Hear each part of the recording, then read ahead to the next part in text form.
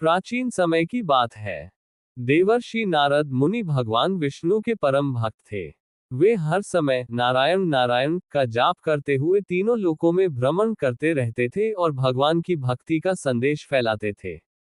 एक बार नारद मुनि ने बहुत कठोर तपस्या की। उनकी तपस्या इतनी प्रभावशाली थी कि कामदेव भी उन्हें विचलित नहीं कर पाए। जब नारद मुनि को ये बात पता चली तो उनके मन में थोड़ा सा गर्व आ गया कि उन्होंने कामदेव को भी जीत लिया है। वे यह बात लेकर भगवान शिव के पास पहुंचे और अपनी तपस्या की प्रशंसा करने लगे। भगवान शिव सब समझ गए।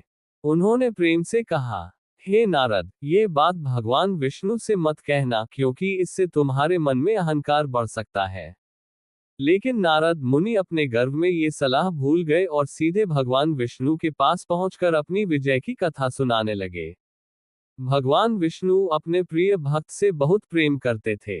वे जानते थे कि नारद मुनि के मन से अहंकार हटाना जरूरी है। इसलिए उन्होंने एक अद्भुत लीला रचने का निश्चय किया। कुछ समय बाद नारद मुनि एक बहुत सुंदर नगर में पहुंचे। वहां के राजा की पुत्री का स्वयंवर होने वाला था। राजकुमारी अत्यंत रूपवान, गुणवान और तेजस्विनी थी। उसे देखकर नारद मुनि के मन में इच्छा जागी कि काश ये राजकुमारी उन्हें ही पति के रूप में चुन ले।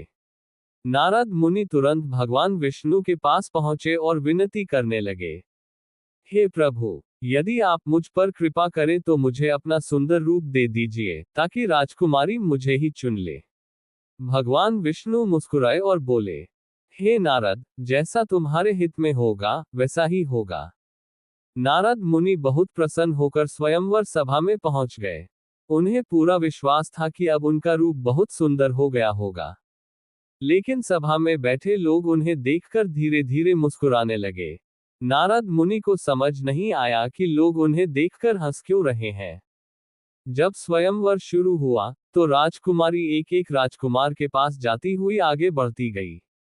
जब वह नारद मुनि के पास पहुंची तो उन्हें देखकर तुरंत आगे बढ़ गई। अंत में उसने भगवान विष्णु के ही रूप में आए एक राजकुमार को वरमाला पहना दी। ये देखकर नारद मुनि बहुत क्रोधित हो गए।